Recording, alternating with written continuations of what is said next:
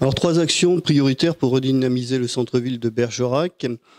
Tout d'abord, dire et peut-être me présenter un peu plus. Je suis professeur d'économie-gestion, je suis spécialisé en commerce et vente, c'est-à-dire que je forme depuis 20 ans de nombreux vendeurs du Bergeracois.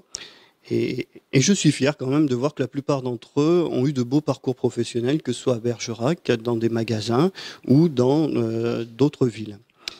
Alors la première des évolutions, et peut-être quasiment une révolution pour Bergerac, se résume par une formule simple. Ne plus travailler pour les commerçants, mais travailler avec les commerçants. C'est-à-dire engager un vrai partenariat avec eux pour nous permettre ensemble de gérer le commerce de centre-ville, un petit peu à la manière des centres commerciaux. Par exemple, peu de personnes savent qu'il existe des formations spécialisées et un métier un peu particulier qui est le manager de centre-ville, c'est-à-dire des gens qui sont formés à gérer un centre-ville, à le développer pour eh bien faire un petit peu comme les centres commerciaux, vendre un espace complet et non pas une série de boutiques les unes à côté des autres. Je crois qu'il y a là de grandes perspectives à travailler ensemble avec les commerçants. Avec mon équipe, un deuxième axe, c'est de relancer les marchés de Bergerac pour en refaire les vraies locomotives commerciales qu'ils étaient auparavant. Je me souviens, quand je suis arrivé en Bergeracois, il y a une vingtaine d'années, le marché attirait, hiver comme été, une foule de personnes très importante et petit à petit, on a un peu l'impression qu'ils sont en train de baisser, de moins attirer, et il faut là aussi de nouveau les redynamiser.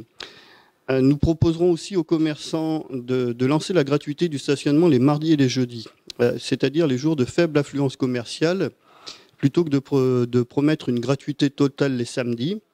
De toute façon, c'est hors de portée financière pour la ville de Bergerac. Cela coûterait une fortune en compensation à reverser à la société SAGS.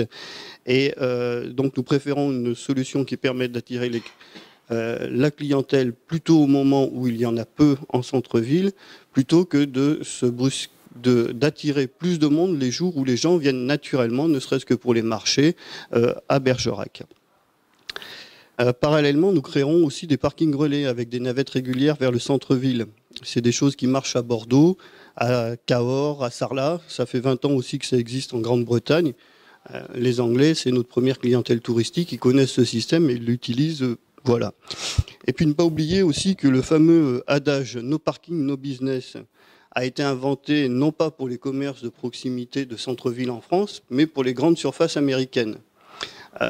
Donc il faut revenir un petit peu à un peu de raison. Et quand je vois les propositions d'autres candidats de construire des parkings à étages un peu partout dans Bergerac et de faire en sorte qu'ils soient gratuits, j'ai bien l'impression que les finances de la ville risquent d'exploser au vu des coûts que cela nous promet. Voilà. Et puis le centre-ville de Bergerac, les commerces de centre-ville ont des atouts.